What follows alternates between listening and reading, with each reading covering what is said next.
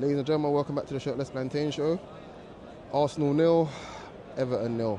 Um, I was late to today's game. I missed I think the first 6 minutes, 7 minutes, and I kind of wish I missed all of it. To be honest, it wasn't a great game, but I thought, I suppose, with a bit of rhythm with our same midfield three from midweek, and essentially almost a full strength defence with MLS, Miles Lewis-Skelly at left back. I thought a good stability there.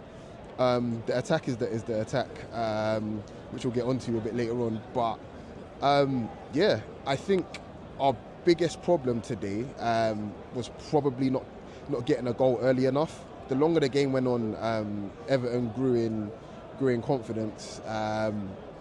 But just on that first half alone, if we're looking at our finishing, I mean, we had Odegaard with two really good chances. Then he had another one from the edge of the box, which he dragged wide. And we were accessing, I suppose, the centre of the pitch with decent regularity, not anywhere near as much as what we're used to, what we should be used to as an Arsenal fan in general. But I think there's a wider conversation to be had about the confidence we have in other attackers in the team, because I think we're trying to balance out the attack. We're trying to vary that way. We come down the left as well sometimes, but it just seems as if that we're just kind of, if one move doesn't come off, we default going straight back to the right hand side. I think a little bit. With that being said, Martinelli did have not a great game, but not a bad game. I feel like I said that way too much about him recently. He tried his best, which is, I suppose, that's all you can do. But he's missing magic. I'll be honest with you, he's missing magic, and I love the player.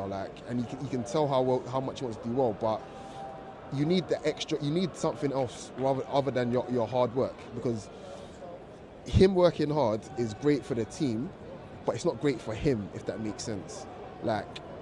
If he was a bit more less predictable and played for himself a little bit more, I'm not talking Alexis levels, but just a little bit more, I think we could have something there. I think he's getting enough support from Marino now. But one thing that I didn't really enjoy throughout the entire game is that our fullbacks weren't overlapping at all, and I don't get why there was ample space for them to overlap, to commit a player to go with them. That's all we need sometimes. You don't need, the ball doesn't need to come into the box all the time. Just commit a play. But even if you do overlap, you might get the ball in a good position, in a good crossing position. But for some reason, we just weren't overlapping. But yeah, our finishing in the first half completely let us down. Odegaard and the team came out very early for the second half kind of thing, and I suppose they were looking at trying to start faster, which they did. Saka had a great chance at the beginning of the second half from a flick on from Havertz, I believe, and he volleyed it to the near post. Pickford got down quick enough, but it still wasn't enough there. But after that chance, things just kind of petered out. It just felt as if Everton were literally getting, an inch taller pause each time, the ball went out, or there was a loose pass or something like that. And they had something to hold on to, and that's the thing that I really lament. Teams will come here and sit in pretty much of the other 19 teams that play in this league. I'd probably say 16 of them are going to come here and dig in for a point kind of thing. And you don't get a goal in the first half, and to me at this point now, it's alarm bells. We have to be getting early goals against these teams. Or else they're gonna keep growing in stature in the game. I'll be honest, our subs, I was pleased that Arteta was proactive and made the subs, but it killed our momentum. Any little momentum that we had, he made too many.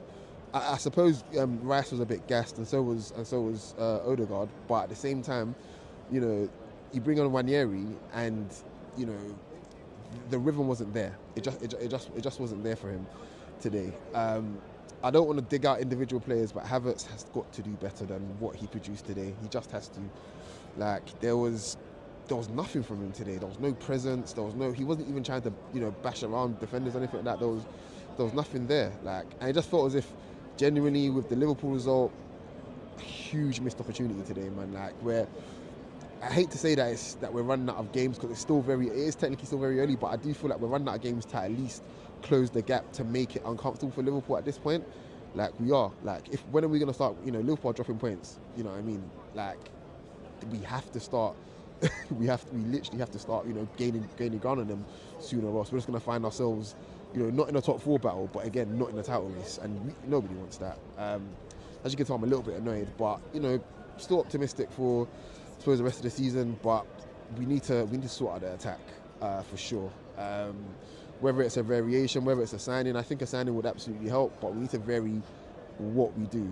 I personally think going, you know, I suppose o- overloading the wings is great, kind of thing. But sometimes just be a bit more direct. But yeah, I've been coach.